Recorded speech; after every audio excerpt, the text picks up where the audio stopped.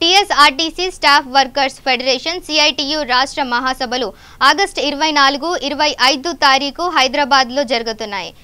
గత 2 సంవత్సరాల్లో జరిగిన పోరాటాలను చర్చించుకొని భవిష్యత్తులో జరగబోయే కార్యక్రమాలను రూపొందిస్తామని కార్మిక రంగ ఐక్యత కోసం ఎస్డబ్ల్యూఎఫ్ కృషి చేస్తుందని ఎస్డబ్ల్యూఎఫ్ రీజియన్ కార్యదర్శి బత్తుల సుధాకర్ పేర్కొన్నారు. ఆర్టీసీ చాలా సంక్షోభాన్ని ఎదుర్కొంటుందని, జీతాలు 1వ తారీఖు కాకుండా 5వ తారీఖు ఇస్తుందని, సవరణ వెంటనే చేపట్టాలని, ఆర్టీసీకి 1% నిధులను ప్రభుత్వం కేటాయించాలని, పెరుగుతున్న పని భాగం తగ్గించాలని, కార్మికుల మీద కొత్త బస్సులు కొనుగోలు చేయాలని, కూలీలు భర్తీ చేయాలని ఎస్డబ్ల్యూఎఫ్ రీజియన్ కార్యదర్శి బత్తుల సుధాకర్ పేర్కొన్నారు.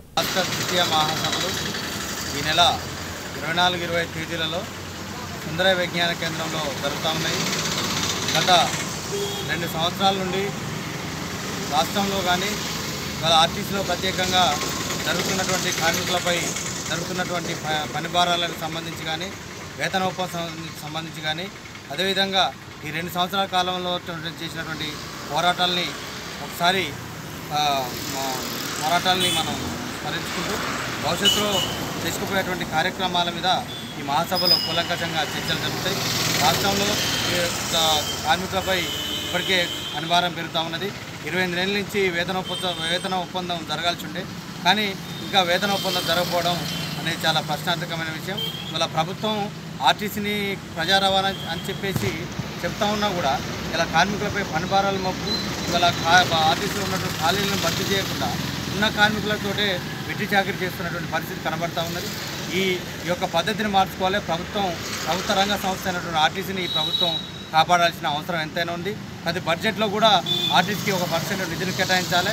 ఇప్పటికే ఒక పెద్ద ప్రమాదం ఆర్టీసీలో పొంచి ఉన్నది. ప్రభుత్వం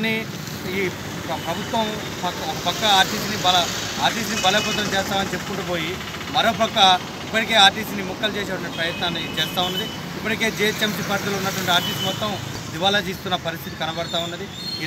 మిగతా జిల్లాల్లో కూడా ఆర్టీసీని 3 భాగాలుగా చేసి దీన్ని 3 కార్పొరేషన్గా విడగొట్టేటువంటి ప్రయత్నంలో ఈ ప్రభుత్వం చేసే అంతర్గతంగా చర్చలు జరుగుతూ ఉన్నాయి. అదేవిధంగా ఆర్టీసీలో ఉన్నటువంటి కార్మికులకు కానీ లేకపోతే ఆర్టీసీలో ఉన్నటువంటి మొత్తం సిబ్బంది కూడా ఇవాళ పనిభారాలు మోపుతూ యాజమాన్యం వర్క్లోడ్ ఎక్కువై ఇబ్బంది గురి చేస్తున్న పరిస్థితి. ఇవన్నీ కూడా